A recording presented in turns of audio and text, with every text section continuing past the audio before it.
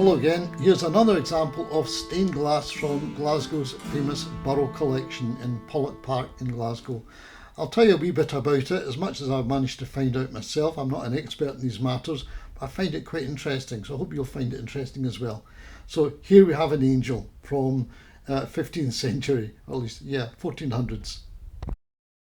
So this 15th century stained glass panel shows an angel. It's a heavenly messenger, and it's wearing a distinctive feathered costume.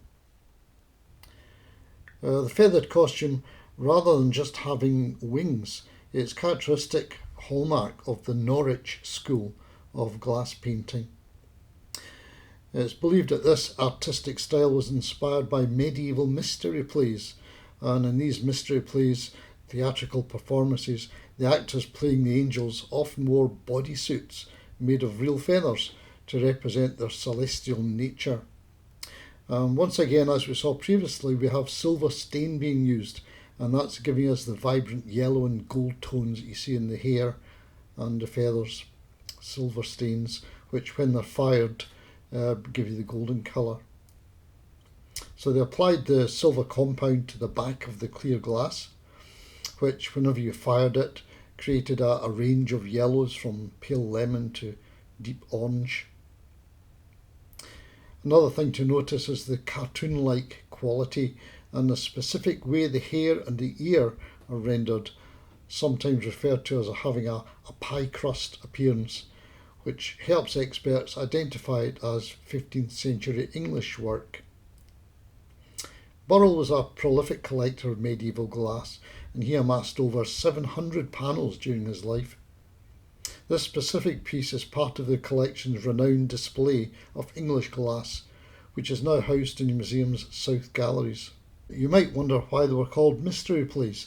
I certainly wondered about that. It doesn't mean they were mysterious in any way. It comes from the medieval word mystery, meaning a craft or a trade, from the Latin ministerium. These plays were produced and performed by trade guilds rather than the church. Different guilds often chose stories related to their trade. For example, the watermen or shipbuilders would perform the story of Noah's Ark, and the bakers would perform the Last Supper. So why is it that our angel here is covered in feathers? Well, to make human actors look celestial, they wore bodysuits covered in feathers, sometimes called feathered tights or pyjama suits. Stained glass artists in the 15th century, particularly the Norwich school, were so used to seeing these feathered actors in the streets that they began painting angels with feathered bodies instead of just wings. The glass was literally imitating the theatre of the day.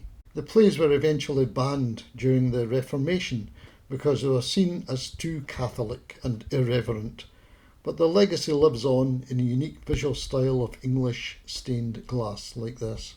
The reason that we still have some of these around is that during the Reformation, although a lot of the stained glass was destroyed, vandalised basically, the bits higher up in the tracery of windows, for example, couldn't be reached so easily by vandals. So stones and hammers and so on couldn't be applied to them, and they survived a lot longer and eventually ended up in collections.